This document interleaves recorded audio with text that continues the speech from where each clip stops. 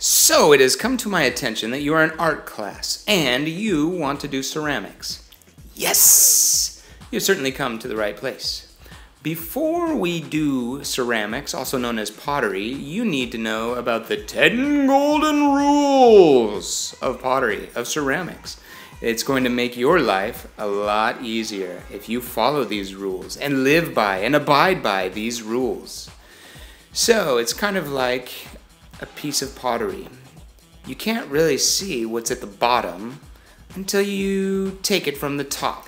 It's sort of like the Beatles when they say you get to the bottom, you go back to the top. But in this case, we have to get to the bottom and we must take it from the top. So let's begin. Rule number 1 of the golden rules. You must always cover your clay. No exceptions. There's reason behind this. If you don't cover your clay, it dries out. If you just keep unused clay in a plastic bag and you keep it wet, you're going to be a very, very happy student. If not, you never know what's going to happen. In fact, you may come to a point where you create something and then you come back because you did not cover it and you say, Mr. P, I don't know what happened.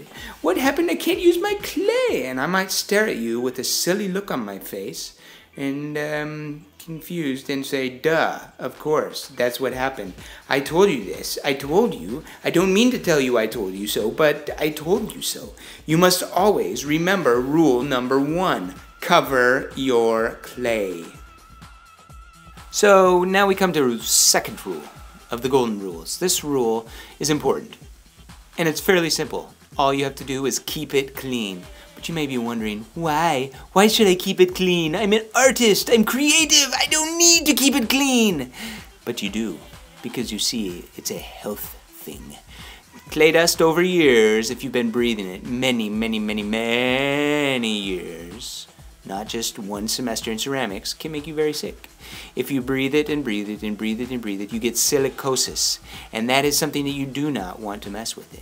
However, when you are old and you have a big bushy beard and you're looking back and thinking about pottery at Adam Stevens Middle School, I want you to be able to say, I'm glad that I listened to rule number 2 because I have healthy lungs and I can breathe. It's a glorious thing. One thing that teachers like to do is go cross-curricular, and that's what I'm doing right now. It's time for an anatomy lesson. If you hold out your hand and you look at it, you will notice that there is a thing called a thumb on it. That's right, that thing right there is your thumb. That is there so that you can use it for reference on how thick your clay should be.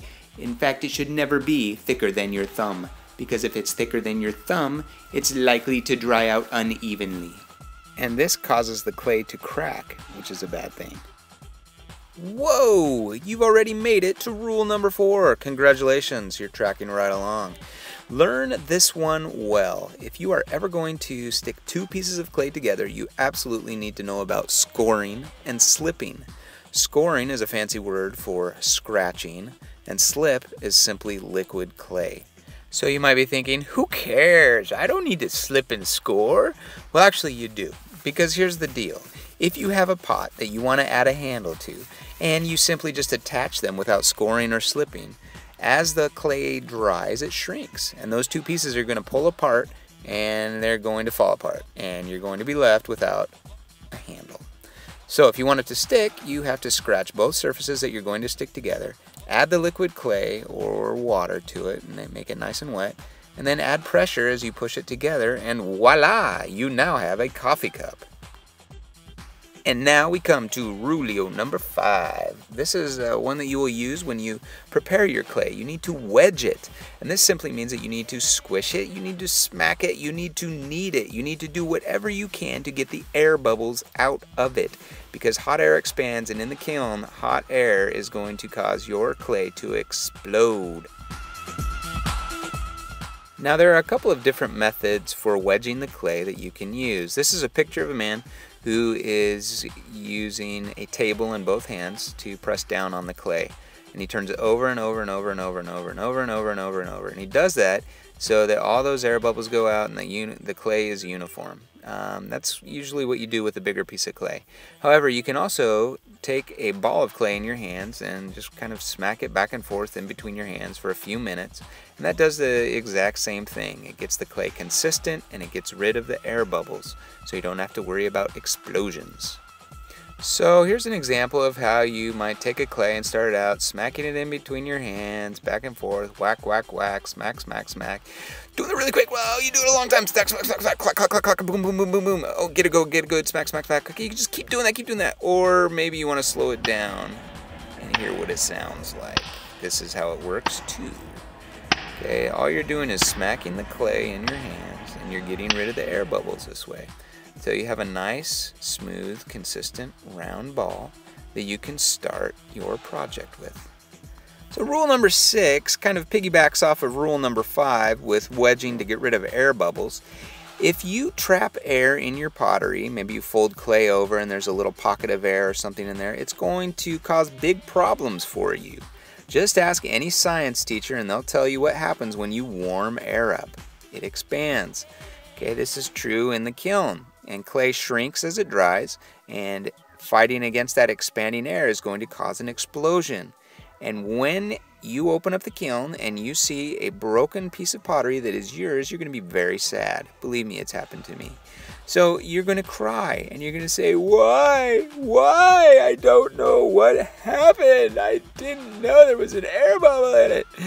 And the whole class is going to say, you should have listened. Rule number 7 has to do with glazing your pottery. A glaze is a type of paint specifically for pottery. You never, ever, ever, ever want to put glaze on the bottom of your pot. Okay, that's rule number 7. This is because at a high temperature, glaze changes chemically and physically. It turns to liquid, and then as it cools, it turns to glass. And that glass is going to stick your piece of pottery to the kiln shelf. The only way that you can take it off then is by using force, and that's going to break your pottery and it's going to ruin the kiln shelf, and both you and the pottery teacher are going to not be happy. The only other option that you would have at this point is to just take the piece of pottery with the kiln shelf and give it as a gift, as perhaps a coffee cup with the table included. This brings us to rule number 8. This has to do with how we handle our pottery. Remember that pottery is very, very fragile. So you always want to have 2 hands on your work whenever you're handling it. It's very fragile, especially before you put it into the kiln, because it hasn't been fired yet, and dry clay chips and cracks and breaks very, very easily. So this is not the time for you to try to balance your pottery on one hand, or toss it from hand to hand, or throw it to a partner, or anything like that. You need to always, always, always be careful, because if you don't, then it can spin off of your finger if you're doing tricks to impress that special somebody, and it spins and flips and falls onto the floor and shatters into a million pieces, and then you'll be standing there with a silly look on your face going, maybe I shouldn't have done that. Maybe I should have listened to rule number 8. Golden rule number 9. It is time to talk about glazing once again. As I mentioned before, glazing is simply a paint for pottery that changes chemically and physically in the kiln at a high temperature.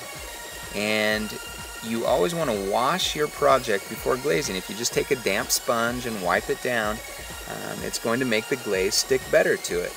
Clay is still porous and absorbs moisture, and the cleaner it is, the less residue on it, the better your glaze is going to stick. So what this simply means for you to do is to wash it down and then take your glaze and start applying it. And it's a pretty simple process, but you're going to be a lot happier when you clean off your pottery before you glaze it.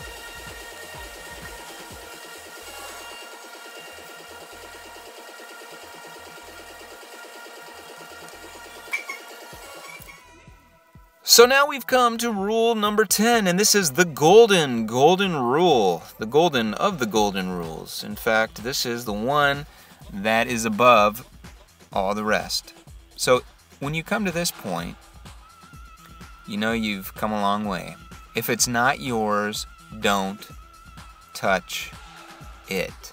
So now think about this. You are in a pottery class and you are going to see other works of art that are going to be cool. That's how it is. Pottery is cool. And you may have this thing happen to you that you want to reach out and touch it and hold it and feel it and taste it. Well, hopefully not taste it, but you may want to touch it. Avoid this at all costs. Don't get lost in the ooh pretty syndrome, because what's going to happen is you might bonk it and it's going to go flying onto the floor and it's going to shatter into a million pieces. And just think, if that was your work and you saw that happen, or maybe you didn't see it happen and you came back and you found your piece shattered or broken or cracked or stepped on or crunched, you're probably going to feel really bad because you spent a significant amount of time working on that project. So just think about that when looking at other people's work. Just try asking them to show you their work, because chances are they'll love to talk about their work as much as you love to talk about your own work. And you might learn something about them in the process, because art comes from within.